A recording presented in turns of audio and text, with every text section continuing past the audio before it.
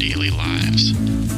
That will change history. That will change history. That will change history. That will change history. That will change history. That will change history. That will be the most beautiful day.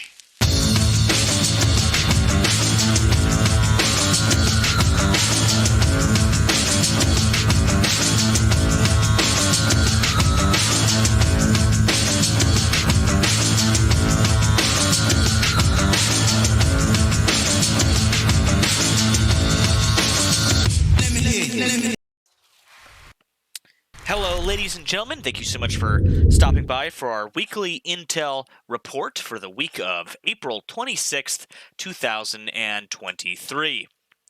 Tonight, we're going to be switching things up a little bit. We're going to be doing less of our main headlines this evening, and we'll be putting a primary focus on our community aggregated reports. Brought to us by our wonderful Discord community members, our Intel analysts, as they are referred to over there on our Discord community server. For those interested, there's a link to that in the description below. But again, we'll be taking a look at a lot of the news and reports that have come from those community members in recent days. And we're going to be getting everybody caught up on what's been going on, not just in the Ukraine war, but around the globe. Before we begin, if you haven't already, hit that like button. It's the best way to get the algorithm's attention. We as always, we have to cater to the algorithm, guys. So if you can do us a favor, smash that like button real quick on your way into the stream this evening. If you're not already subscribed, I highly recommend subscribing to the channel. It's the best way to get notified when new videos and streams go live. Hit that subscribe button, then also hit the bell. Make sure you click the all option. That's about the only way you're going to get notified. And even if you do hit that bell, always check back on the channel to make sure that you are getting notified. I know I've heard a few of you that have hit that notification bell still aren't getting notifications when videos and streams go live. So again, I always recommend that people check the channel and make sure to see if you're getting notified of our new videos and streams. If you are following along on Twitch, for those that don't know, we do live stream both on Twitch and YouTube. For those tuning in on Twitch tonight, thank you so much for stopping by this evening. If you haven't already, hit the follow button. Patty Whack, good to see you. Tedestrial, good to see you as well. Annette, hello. Benny, good to see you. TY, good to see you. Ookton, Paddywhack, Mike Berry, to everybody that's stopped by this evening. Doug Wilson, I see a whole bunch of you guys there. Familiar names there in the live chat. To everybody that has taken some time out of their day to be with us, I thank you. We're going to get all of you caught up on what is going on. Again, we're just getting started here.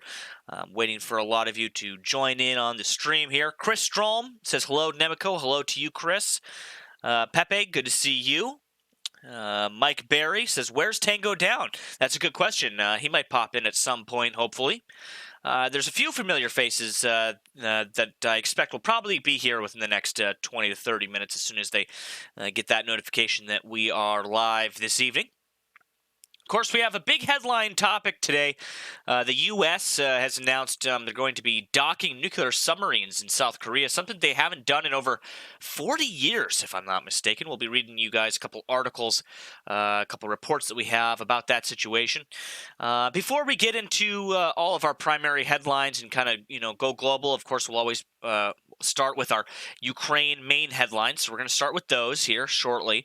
We'll get everybody caught up on the situation on the ground in the Ukraine war. So we'll start with that, and then we'll branch out to our main headline topics. We have about 6 or 7 of those this evening that I'm going to cover, and then we're going to get right into our community aggregated reports.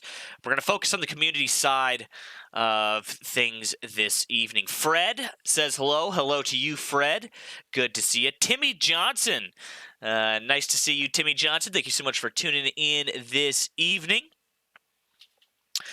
For those, again, that don't know, we do have a Discord community server. There's a link to that in the description below.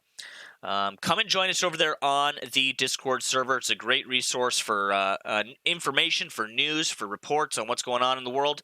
If you want information on what's going on in Ukraine, you want to see reports, you want to keep up to date on that whole situation, really good resource for that is over on the Discord server. Also, it's a really great place to join in on the community discussion. Come and join us over there. We'd love to hear from you. Speaking of which, we love hearing from you guys in the live chat.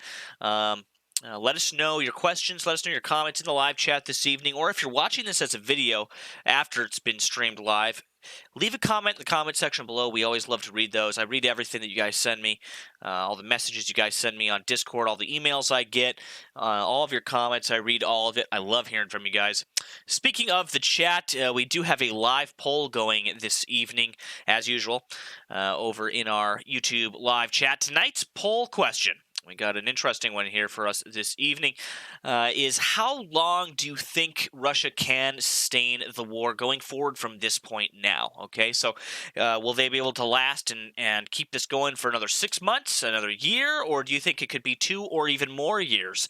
Let us know in that live chat poll in the YouTube live chat. We'd love to hear from you. Towards the end of the show, we will end off that poll. We'll take a look at those results, and we'll have a little bit of discussion about them. The only Angie says, hello, Nemico. Hello to you. Good to see you. Thank you for stopping by this evening. Shameless Senpai, a familiar face. Thank you so much for tuning in tonight. Michelle Welch, not sure if I already mentioned you or not. Tedestrial says, DEF CON is still at level 3. So, I think without further ado, I think I touched all my bases there. As for our intro, hit the like button real quick before we start these Ukraine headlines. That's what we're going to start with this evening again, is our Ukraine stuff.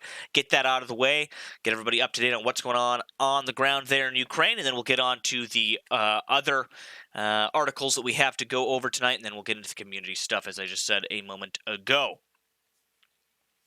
So first of all, we're going to head over to our battle map here. It shows the situation on the ground in Ukraine. It's been a little bit of a quiet past 12 hours or so. We've had a few developments here, but been relatively quiet, I would say, about the past 12 hours. Of course, there is still very heavy fighting going on in the east of the country, and we'll talk about that here shortly. But as for major news articles here, we just have a few to go over today.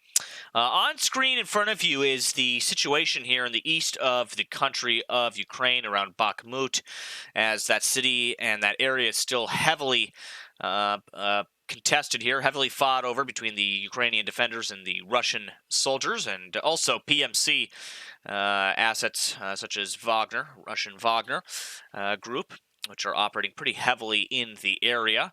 So again, this is our eastern frontier, if the satellite will load there. So our eastern frontier in Ukraine. Quite a bit of small arms exchanges, artillery, mortar exchanges as well, as usual. You see that pretty constant on a day-to-day basis. So we have a lot of that over the past 24 hours or so, stretching back into, of course, the past week. But as for the past day, we don't have too many major battle updates to give. It's been kind of a grinding battle in Bakhmut. There's been a few small developments.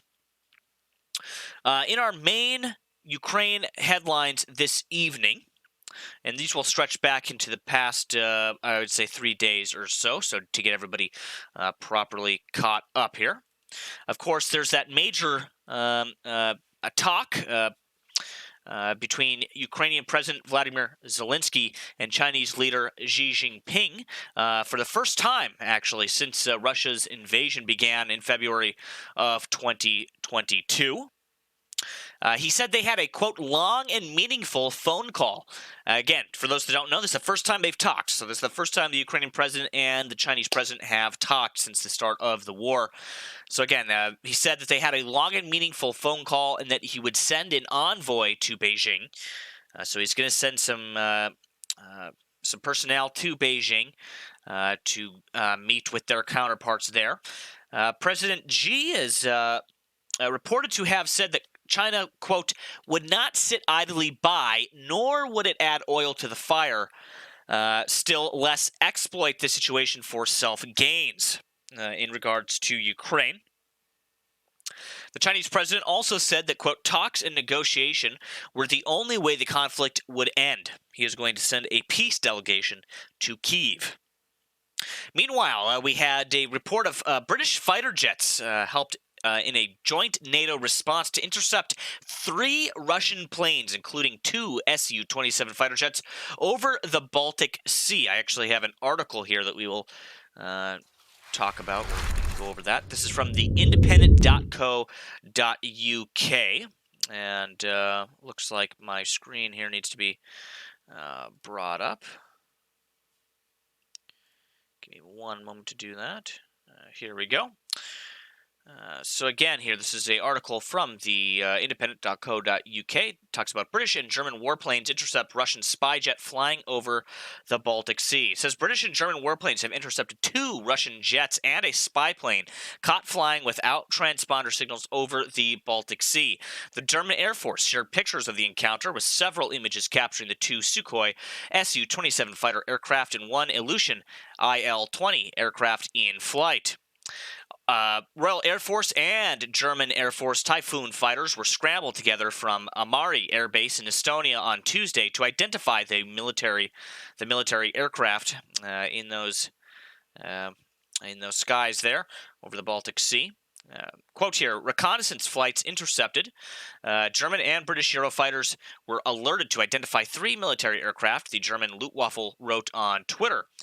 Quote, the 2 Su-27 flankers and an Il-20 from Russia were flying again without transponder signals in international airspace over the Baltic Sea. Comes amid heightened tensions between Moscow and the West over Russia's invasion of Ukraine. So you can see some pictures here that were posted on that German Twitter account here, showing the 2 Su-27s and that Il-26, which is no doubt outfitted for ISR, or again for reconnaissance purposes, basically as a spy aircraft there in layman's terms.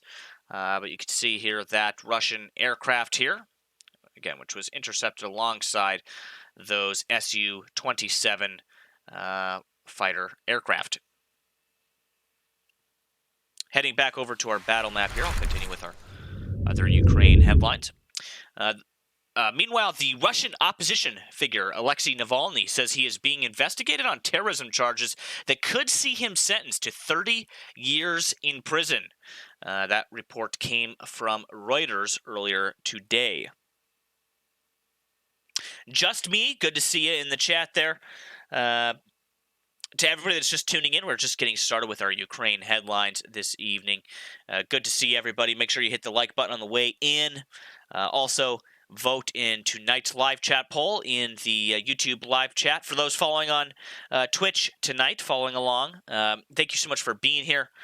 Make sure to hit that follow button. Again, we're just getting started with our Ukraine headlines. The Kremlin critic, Navalny, is currently serving sentences totaling 11 and a half years on charges including fraud and contempt of court, which human rights groups say were made up to silence him. Again, no doubt that these new terrorism charges are just a method for them to keep him behind bars. Italy has said it wants to play a major role in the reconstruction of Ukraine and urged EU bodies to back the building of a country battered by over a year of war with Russia. Italy's President Sergio Mattarella met the Ukrainian Prime Minister Denis Shamal on Wednesday. A Ukrainian reporter working as a fixer for Italy's daily newspaper, Repubblica, has been shot dead by snipers in Kherson, while his Italian colleague was wounded, the newspaper said. Quote, our correspondent, Corrado Zunino, and his fixer, Bogdan Bitik, were victims of an ambush by Russian snipers today on the outskirts of Kherson in southern Ukraine, the Republica said in that statement to reporters. Russia is resettling poor citizens from remote parts of its country in the east of Ukraine, according to Ukraine's Deputy Defense Minister. Hanna Mylar said the inward migration into Ukraine was mainly being seen in Luhansk. Meanwhile, in a press conference, Brazilian President Luiz Inácio Lula da Silva said there was, quote, no use now in saying who is right in the conflict between Ukraine and Russia. In a joint conference with the Spanish Prime Minister Pedro Sanchez, he said that, quote, no one can doubt that Brazilians condemn Russia's invasion. The mistake happened and the war started. Meanwhile, 2 women have been killed and 10 wounded in a strike on a museum in Kupiansk in the Kharkiv region of Ukraine. Ukraine's President Vladimir Zelensky said, quote, the terrorist country is doing everything to destroy us completely. Our history, our culture, our people, killing Ukrainians with absolutely barbaric methods.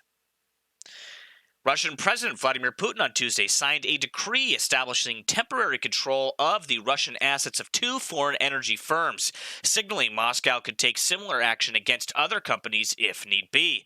The decree, outlining possible retaliation if Russian assets abroad are seized, showed Moscow had already taken action against Uniper SE's Russian division and the assets of Finland's Fortum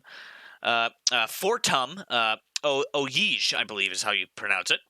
Meanwhile, the number of daily casualties Russia is suffering has fallen about 30% in April. United Kingdom intelligence has said in a report. In its daily intelligence briefing, the Ministry of Defense reported that the drop was probably due to the end of Russia's winter offensive, which it added had largely failed. The MOD, Ministry of Defense, also said Russia was now likely to be preparing its troops for Ukraine's counteroffensive. So again, the Russians are kind of almost going on a defensive now, again, in anticipation for this possible most likely Ukrainian counteroffensive, which in recent days, in fact, in my report I did Sunday, I talked about how there are signs now. If you look like on these battle maps, for instance,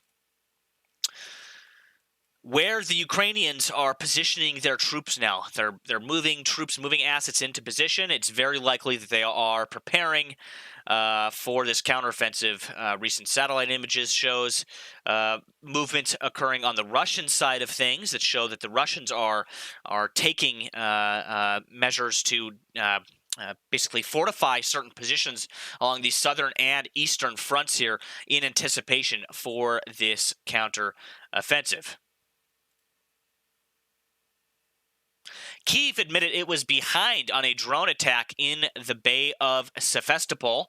Again, for those that don't know, that is on Russian-held territory on the Crimean Peninsula. Ukrainian authorities confirmed, however, officials rejected Russian claims that the attack had put the operation of the grain corridor at risk.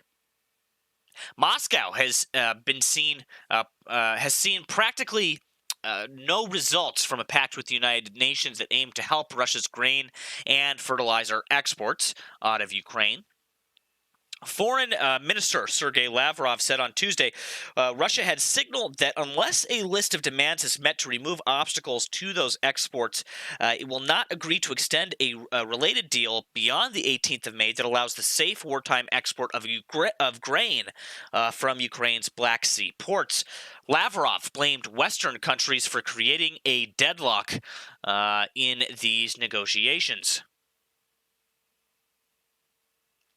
Meanwhile, Russia's foreign ministry has said it is expelling a Moldovan diplomat in what it cast as retaliation for the expulsion last week of a Russian diplomat in Moldova.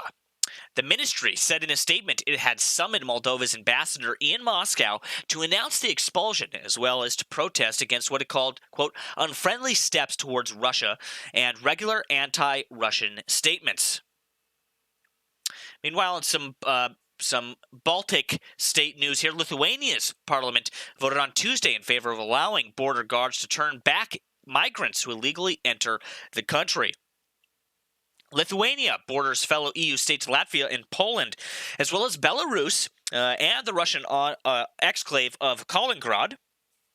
In 2021, Latvia declared a state of emergency, and Lithuania began planning a razor wire fence to stop record numbers of migrants crossing its border from Belarus.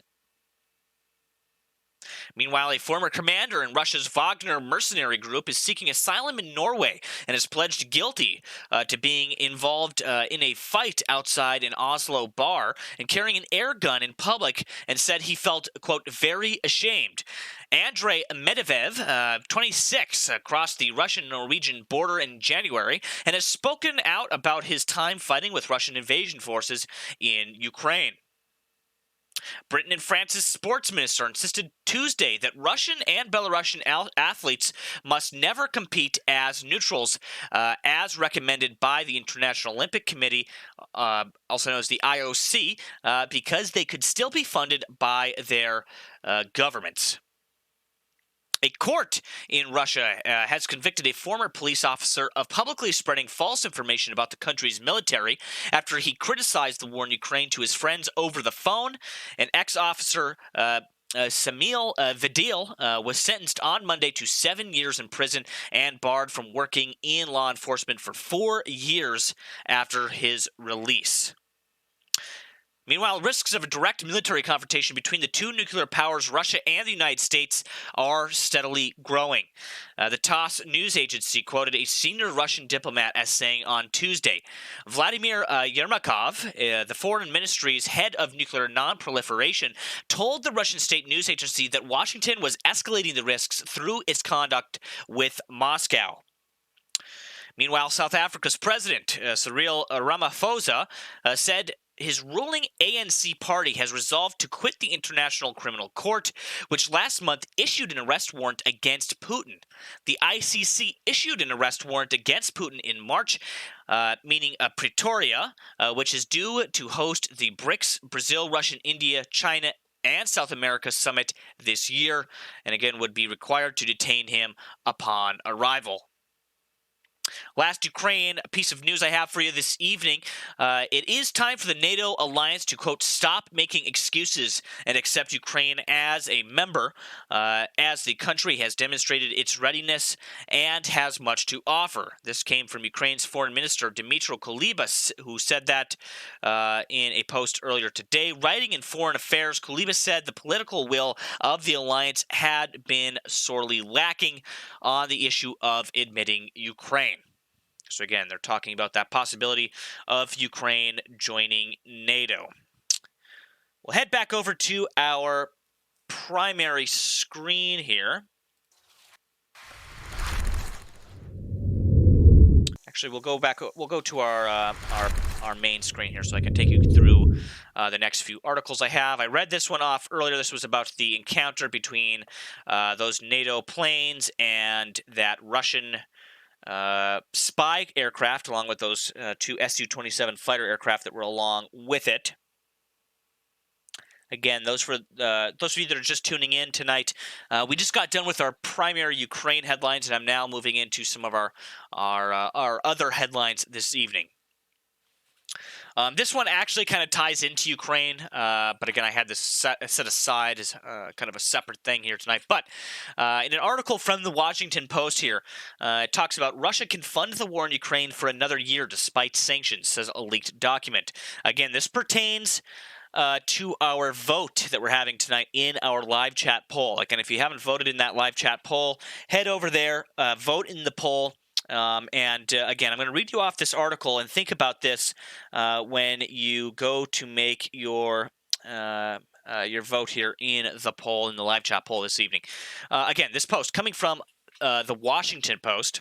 It says, U.S. intelligence holds that Russia will be able to fund the war in Ukraine for at least another year, even under the heavy and increasing weight of unprecedented sanctions, according to leaked U.S. military documents. The previously unreported documents provide a rare glimpse into Washington's understanding of the effectiveness of its own economic measures and of the tenor of the response that they have met in Russia, where U.S. intelligence finds that senior officials, agencies, and the staff of oligarchs are fretting over the painful disruptions and adapting to them. While some of Russia's economic elites might not agree with the country's course in Ukraine and sanctions have hurt their businesses, they are unlikely to withdraw support from Russian President Vladimir Putin, according to an assessment that appears to date from early March. So that's pretty recent. That's in the last month or two here. Moscow is relying on increased corporate taxes, its sovereign wealth fund, increased imports, and business adaptability to help mitigate economic pressures, reads part of the assessment, which is labeled top secret, the highest level of classification. The documents are part of a trove shared in a Discord chat room and obtained by the Washington Post, again referring to that big Intel link. Again, this leak came from that Massachusetts Air National Guardsman technician, Jack I always have a hard time pronouncing this guy's name. Texeria, I'm pretty sure is how you pronounce his name, who was charged this month with taking and transmitting those classified documents. Again, he could be facing up to 15 years in prison. So again, just to reiterate there, it looks like it is possible that Russia could be able to sustain this war effort for a year at the least, another year from this very moment in time, or at least from when that assessment was made, which was right around March. Got to disable the ad blocker there. I have a post this evening from The Insider. Again, this also kind of ties into the Ukraine stuff, but I found it significant, so I decided to kind of put it to the side here and go through it when we went through our main articles here. Again, this comes from Insider. Talks about Russia's military has been prepping for a drone-filled battlefield, and even its cooks are being trained to shoot them down. It says here, Russia's attack on Ukraine last year kicked off Europe's biggest conflict since World War II, one in which two modern militaries have deployed new weaponry at an unprecedented scale. As such, the fighting in Ukraine has introduced the world to new technologies that are upending longstanding military thinking. Perhaps the most notable development is the widespread use of drones. Both sides have employed drones of all sizes and capabilities, both military and commercially designed models, for a variety of operations. Many drones conduct aerial reconnaissance and provide vital information to troops on the ground or relay coordinates for artillery fire. Other drones carry weapons ranging from small grenade and mortar-sized munitions to harass infantry and mechanized forces, to missiles and rockets for attacks on vehicles and fortifications or weapons themselves. So it says here, Russian forces have been tinkering with drones, more formally called unmanned aerial systems or vehicles, for some time. They used them in Syria and employed them in Ukraine following Moscow's intervention there in 2015. General Valery Gerasimov, chief of the Russia's military general staff, said in 2017 that combat is now unthinkable without drones. They are used by gunners, scouts, pilots, everyone. Having used drones and seen drones used with increasing frequency, the Russian military has also expanded its counter-drone training. The threat is now considered so widespread that most Russian troops, regardless of military specialty, are getting instruction in spotting and dealing with drones. In some news relating to China this evening, I have a post here coming from The Guardian. It talks about if China invaded Taiwan, it would destroy world trade, says James Cleverly. A Chinese invasion of Taiwan would destroy world trade, and distance would offer no protection to the inevitable catastrophic blow to the global economy. The UK's Foreign Secretary James Cleverly warned in a set-piece speech on Britain's relations with Beijing.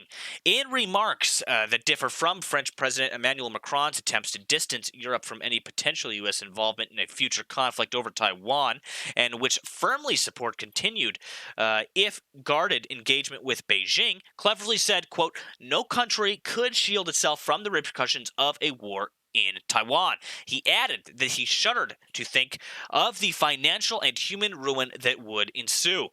Urging no side to take unilateral action to change the status quo, he asserted the reverence of Taiwan to UK interests, saying, quote, "About half of the world's container ships pass through these vital waters, the Taiwan Strait, every year, laden with goods bound for Europe and the far corners of the world. Taiwan is a thriving democracy and a crucial link in global supply chains, particularly for advanced semiconductors," again referring to those chip fabs.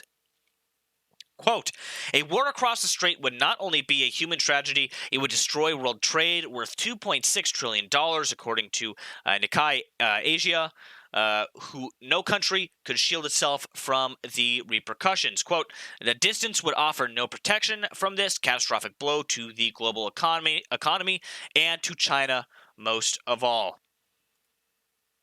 Some other Chinese news here coming from the Taipei Times here. It says the PRC military buildup risks tragic results. Again, that's referring to the People's Republic of China. It says here British Secretary of State for Foreign, Commonwealth and Development Affairs, James Cleverly, yesterday was to urge China to be more open about the reasons behind what he called the biggest military buildup in peacetime history, and said secrecy around its plans could lead to a tragic miscalculation.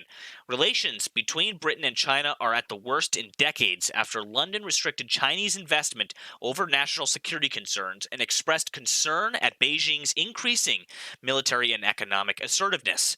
In a speech at Mansion House in the city of London yesterday, Cleverly was to call for, quote, a robust and constructive relationship with Beijing.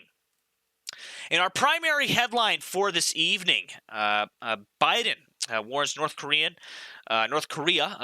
against a nuclear attack on U.S. allies, saying it would result in the end of the North Korean regime. Also, they've announced that they are going to be docking for the first time in what I believe is 40 years. They will be docking nuclear-capable submarines in South Korea. I'll read you this article here coming from AP News. It says President Joe Biden and South Korea's Yoon Suk-yeol unveiled a new plan Wednesday to counter North Korea's nuclear threat, with the U.S. leader issuing a blunt warning that such an attack would result in the end of whatever regime took such action. The new nuclear deterrence effort calls for the periodically docking of U.S. nuclear submarines in South Korea for the first time in decades, bolstering training between the two countries and more. The declaration was unveiled as Biden hosted Yoon for a state visit at a moment of heightened anxiety over an increased pace of ballistic missile tests by North Korea. Quote, a nuclear attack by North Korea against the United States or its allies and partners is unacceptable and will result in the end of whatever regime were to take such an action, Biden said during that afternoon Rose Garden news conference with Yoon. Now, again, we've talked a lot about the recent aggressive actions by North Korea, and a lot of those actions that we've seen in recent weeks were in response to the U.S. doing drills in and around South Korea.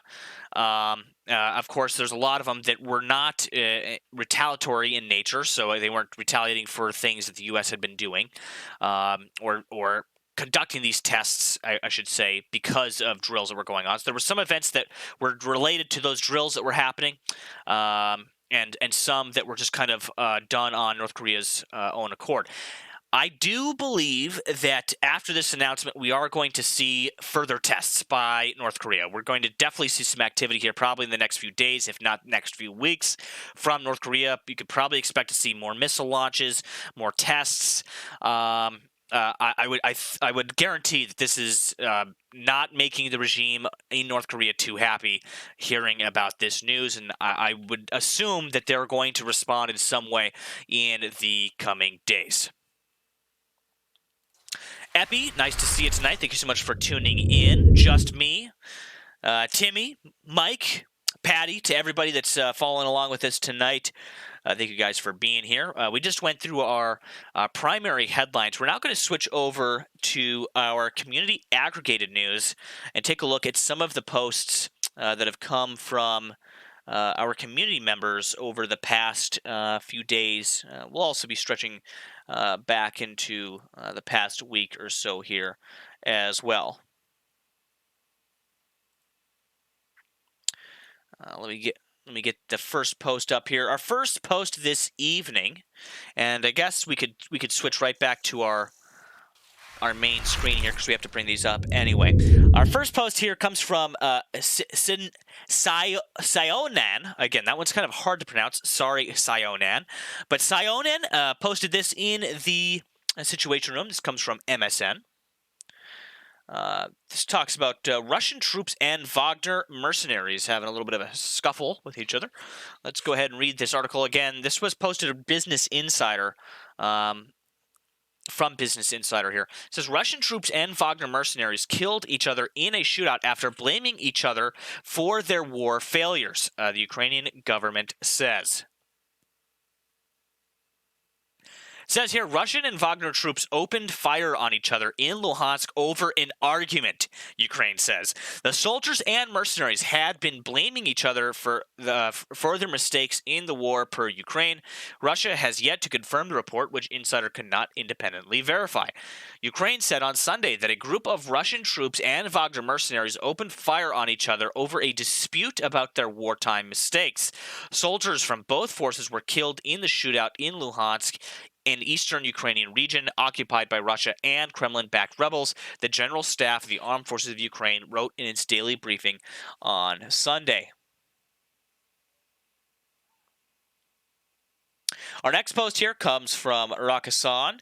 This is actually posted by our favorite Nemico network community member here, Mehmet, also known as Yoru, our friend from Kyiv, from the capital of Ukraine there, from back when the war started. Some of you might remember him. Again, he is posting this on his Twitter account here. It says, news of the counteroffensive in Kherson region. Civilians were completely banned from using watercraft, so no boats being used along the Dnieper River. He says here, summer is coming. He also added another comment under here. It says, and we remind you that for the fourth day in this direction, there has been an active counter-battery work against the Russian invaders. He refers to them as the orcs there. The occupiers themselves have already began evacuation from the Zaporizhia region. Collaborators have began to be evacuated from Kaminka, Dniprovska. Again, that one's kind of a mouthful there, but thank you for bearing with me. Again, so more proof here that this Ukrainian counteroffensive is indeed getting underway. Another post here coming from Rakasan from Twitter here.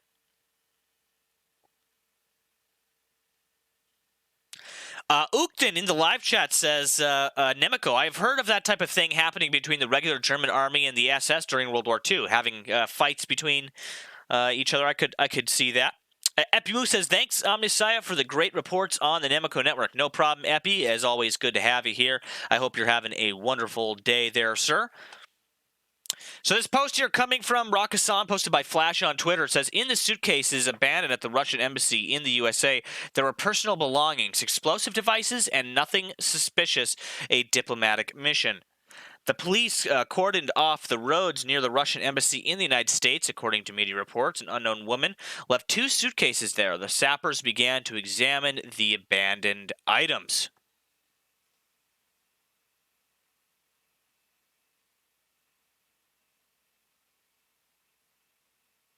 Our next post here comes from T4C on the Situation Room in the Discord server. Thank you, T4C, for this post. This comes from a unverified Twitter account by the name of A30B South. It talks about pro-Russian Telegram channels report about the armed forces destroyed Russian S-300 launchers in Orlovka, Belgorod region. The same S-300 launchers were used to bomb Kharkiv and the region.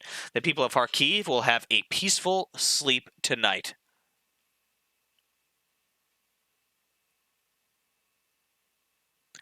So I believe that might be related to this post here that was posted by Rakasan. This comes from Flash as well. It says, explosions were heard in the Belgorod region on the evening of April 23rd. And here's some photos of those explosions that occurred there. Again, from the 23rd of April.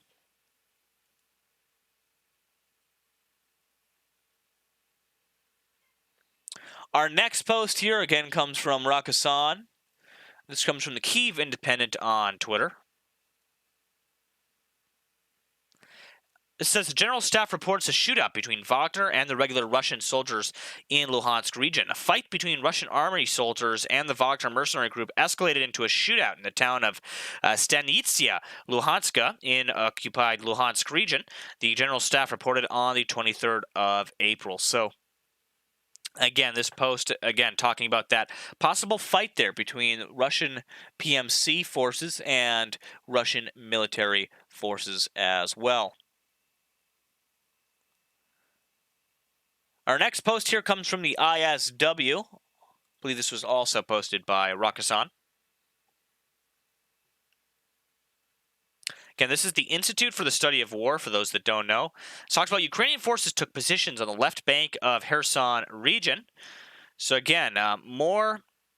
It says here geolocated footage posted on April 20th and 22nd shows strikes on Ukrainian forces on the east left bank of the Dnipro River and north of Oleshki. A Russian source claimed on April 20th that Ukrainian forces have been operating in the area for weeks. It is unclear whether Russian forces are operating north of Kinka and Chalika rivers as of April 22nd, given the geolocated strikes against Ukrainian forces less than half a kilometer north of Oleshki city, limited posted on April 22nd.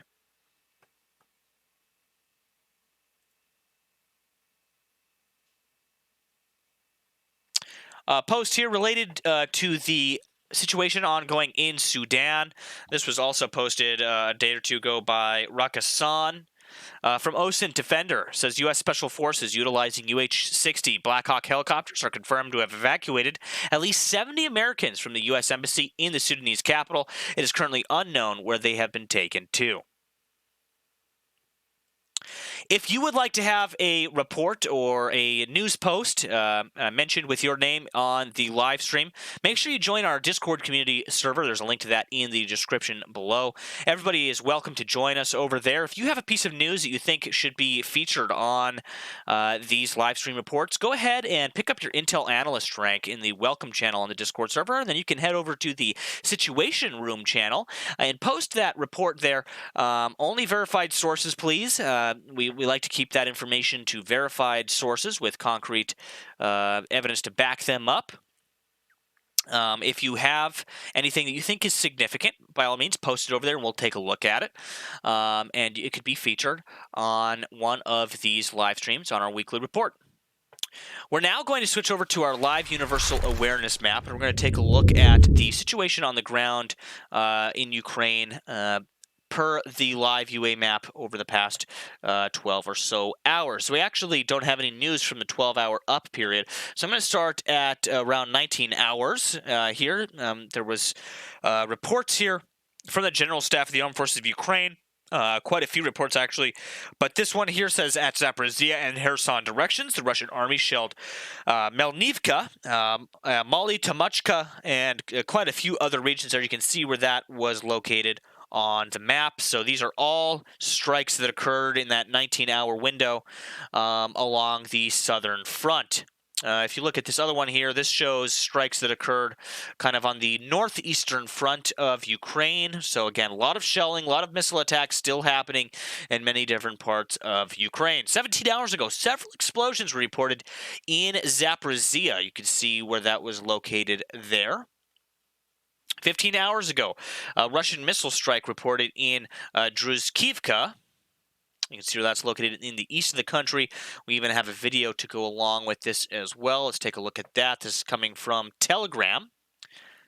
Take a look at this video now.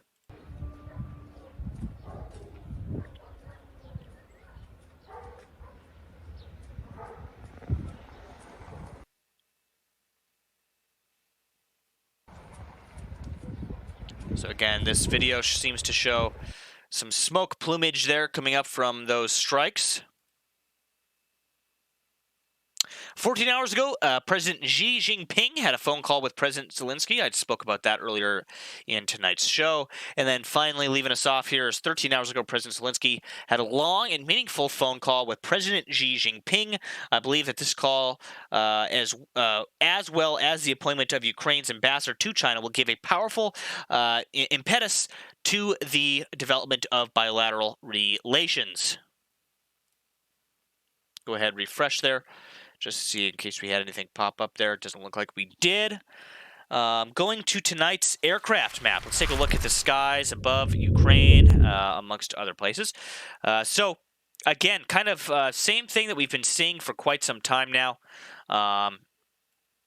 The airspace above Ukraine and, for the most part, Belarus, even northern Belarus, Ukraine, and even this portion along the eastern border with Russia here, totally devoid of all commercial air traffic. Again, as this entire area is a war zone. Even across the borders, you can't trust having commercial aircraft flying through these areas. So with military aircraft in mind tonight, not too much showing up on ADS-B this evening. If we go over to our Flight Radar 24, we'll take a look at our top tracked flights. I don't think there's too much going on tonight. As for flights, it's been pretty quiet lately. The past few days has been pretty quiet.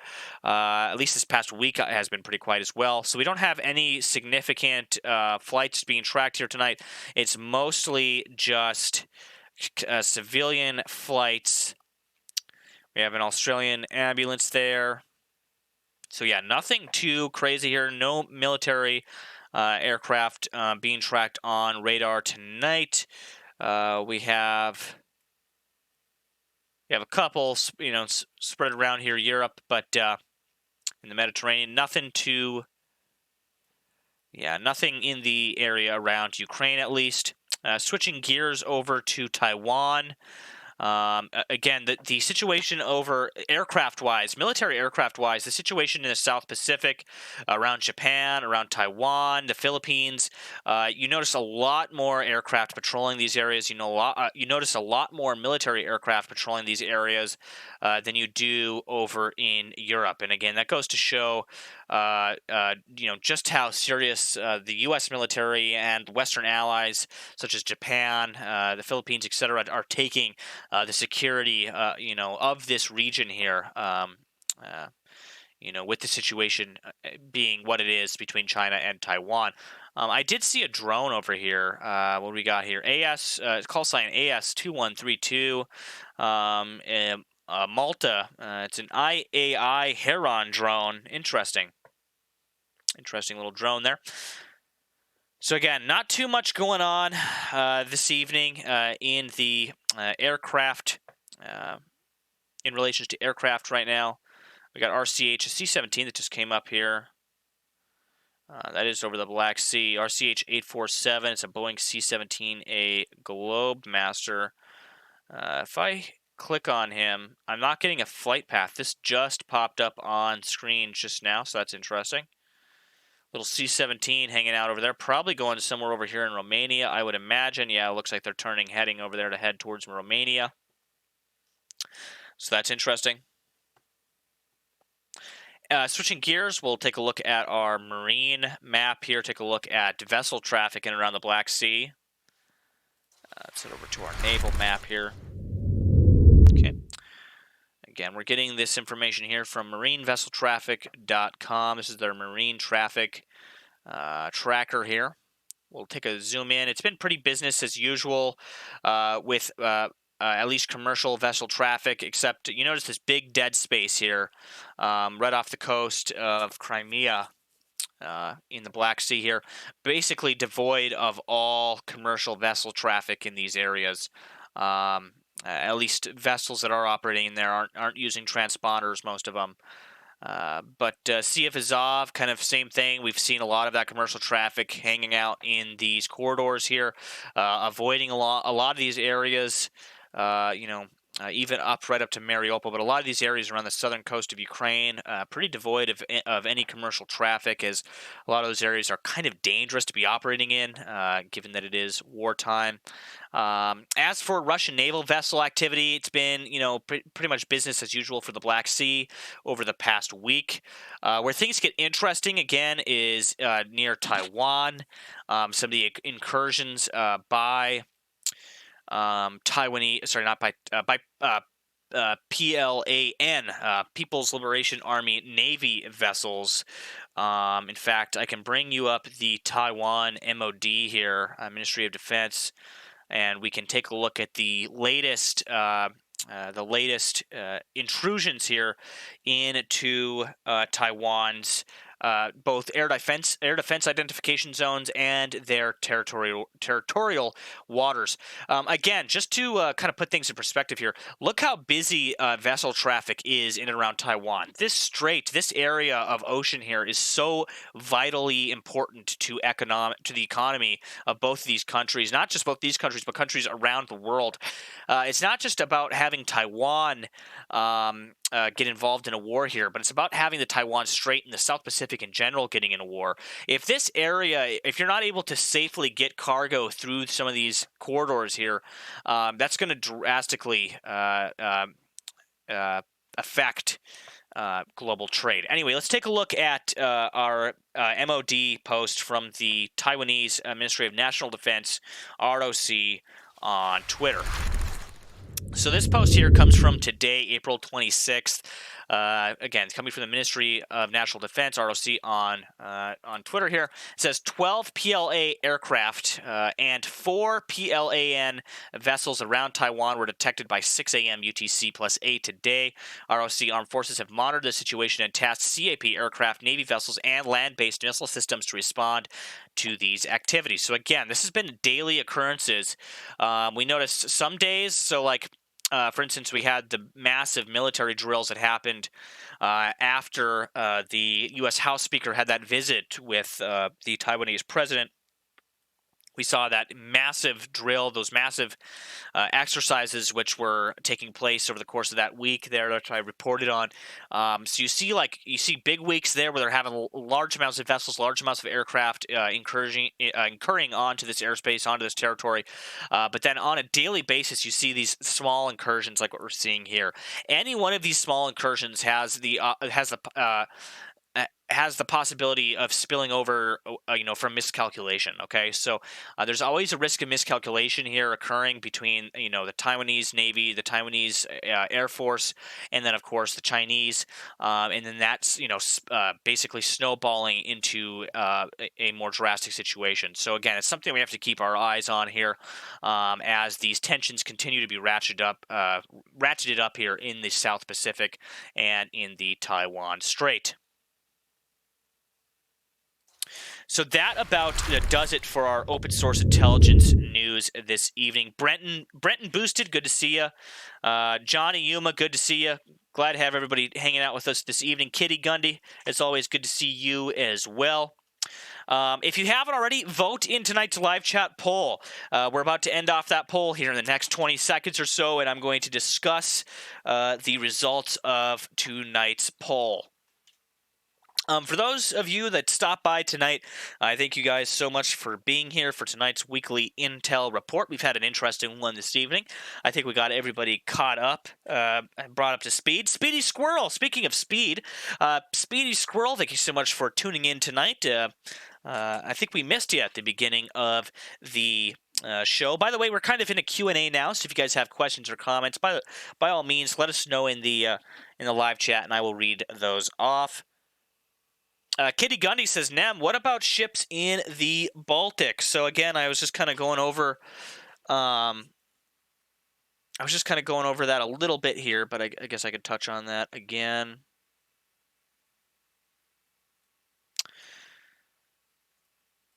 So, I mean, it's basically been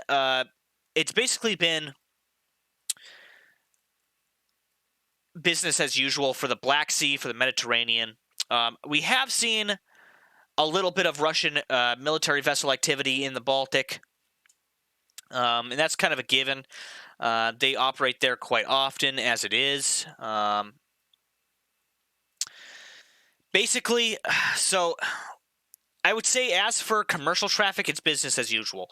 Where things get interesting is when you start looking at the military activity from certain navies and what they're doing. And it's a little bit harder to track, especially submarines. It's kind of almost impossible to track submarines. You never know what they're going to be at any one moment in time. But what you can track is surface vessels, at least ones that are operating with transponders on. We have seen some activity in the Baltic in these northern seas here, the Norwegian Sea, the Barents Sea as well.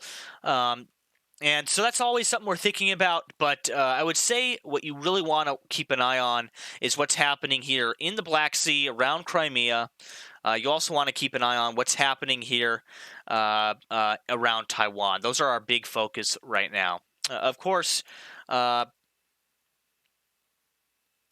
being vigilant, staying vigilant, and no matter where you are in the world, keep an eye on the skies, keeping an eye on the oceans in your neck of the woods, so to speak. Always good stuff to be doing. Speedy Scroll says you start too early for me now. We're starting at 8:30, basically same time as we've always been starting, Speedy. Maybe we'll have to move our report back for you at some point. I think we got a good thing going with the 8 p.m. Weekly reports, I believe. Patty Wax says subscribe, hit the like button, poke that bell, share the stream. Sharing is caring. Indeed it is, Patty. Thank you so much for giving those reminders in the live chat, by the way, Patty, and keeping the peace there as one of our moderators. As always, kudos to you. Thank you so much.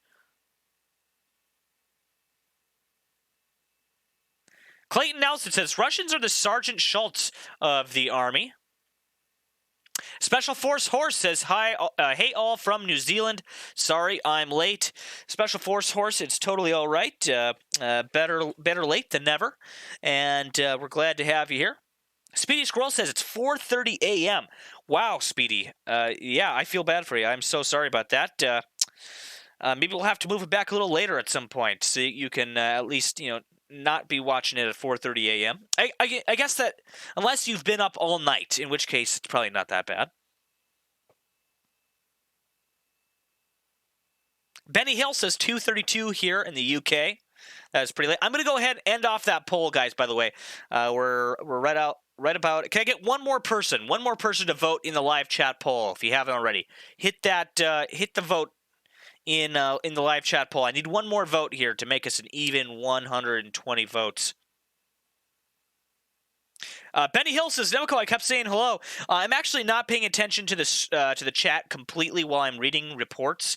I'll look back and forth at it. So sometimes I miss you.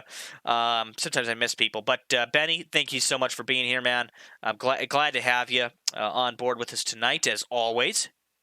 Michelle Welch says 8:32 p.m. Central Time, her time. It's about 9:33 my time here on the East Coast of the United States. Nice. So we got that extra person to vote in the poll. I'm going to go ahead and end off that poll tonight. So our poll question tonight was how long do you think Russia can sustain the war going forward from this point? 42% of you says 2 years or more they can sustain this war for. 31% of you say 6 more months, and about 25% of you say 1 more year. I find that pretty interesting that 31% think that they can only do it for another 6 months, but 42% think that they'll be able to sustain it for longer. I'm going to post those poll results, guys, in the Discord server for anybody that would like to look at those. If it'll let me. Any day now. There we go. Okay. I'll post those in the Situation Room. Yeah, I got them posted in the Situation Room. Again, for those that don't know, if you would like to be included in our weekly report, if you have news that you think is worth mention, post it over there in the Situation Room, and we will cover it in our live reports. Epi says, toss a rock in the waters off the British Isles, and you might just hit a Russian sub. By all reports, they are a shoal. There's a shoal of them. Yes, I've heard reports. I always hear people talking about, there's a report of Russian sub here, a report of a Russian sub here.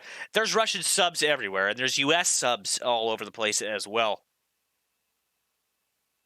Ukden at Scylla says, great report, Nemico. Thank you so much, Ukden. As always, it's great to have you. Benny Hill says, yes, 2+ years. I thought so. To be honest, they ain't going to go away. Yeah, I could agree with that. My assessment is that this is going to be grinding on for a while as well, unless there's some major development here that that we're unable to foresee. Clayton Nelson says 57 degrees and overcast here on the southern tip of Vancouver Island, British Columbia. KJC, good to have you, says have you that extra vote. Thanks again. Thank you so much, KJC, for being here and voting in the poll. So I think that about does it for tonight's report, guys. Again, thank you so much for stopping by and being here. For those that don't know, or for those that didn't watch the entire stream, I do upload them to the YouTube channel after they are done being live. Also, we have a community member from the Discord server who wishes to remain unnamed, but big shout out to him because he doesn't vote. He takes the entire recording of these live streams and he edits them down into a summarized version for people that don't want to sit through an entire hour and a half, sometimes 2-hour report. He makes a really nice condensed summarized version that we always post, sometimes the same day, but usually the next day after these reports go live. We call it our weekly intel summary. He pairs up these reports with some good footage and images of things that are going on related to the news. It's a really great alternative if you don't like watching these entire long reports. Check out our weekly Intel Summary video. Again, it's community edited. It's brought to you by the community itself. So great stuff. Again, for those that tuned in tonight, thank you so much for being here. We're live every Wednesday, 8 p.m. Eastern Standard Time. Sometimes I go live over the weekend as well. Sometimes we have to delay a stream given my work schedule, or sometimes we're just having communication, like connection issues with like our internet and stuff like that. So, and thank you guys for bearing with us. But for the most part, we're here every weekday, 8 p.m. Eastern Standard Time. For those that don't know, we do have that Discord server. Link to that in the description below. Come join us over on the Discord server. We would love to have you. I got a lot of new videos. I got shorts. I got a whole bunch of content coming your guys' way that I've been working on for some time now. I've been pretty busy here, so I've been trying to get all of it out to you guys. So I've been working on that, and we're going to try to start getting some more of that content out to you guys in the coming weeks here. For those OG Nemico viewers, we also have all sorts of other non-war related content coming at you guys here in the coming months. I know some people were requesting some fireworks stuff. As you know, I used to do a whole bunch of fireworks videos. I'll be doing that here as we come into the summer months. I'm pretty excited to share that stuff with you. All sorts of stuff here, guys. I got in the works. I'm pretty excited to be bringing it to you. Let me see what else here. For those tuning in on Twitch tonight, to anybody that followed along over there, to anybody that hit that follow button, to anybody that subscribed over there, thank you guys so much for being with us. We love our Twitch community.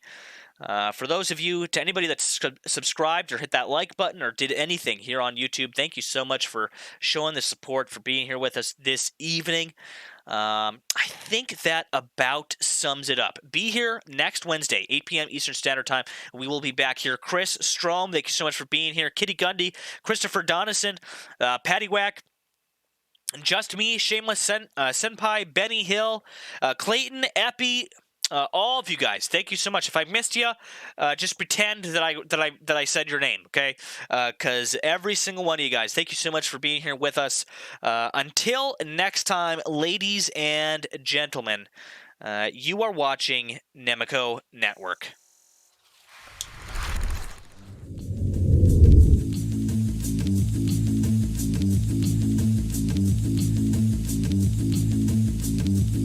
Something that will change our daily lives, that will change history.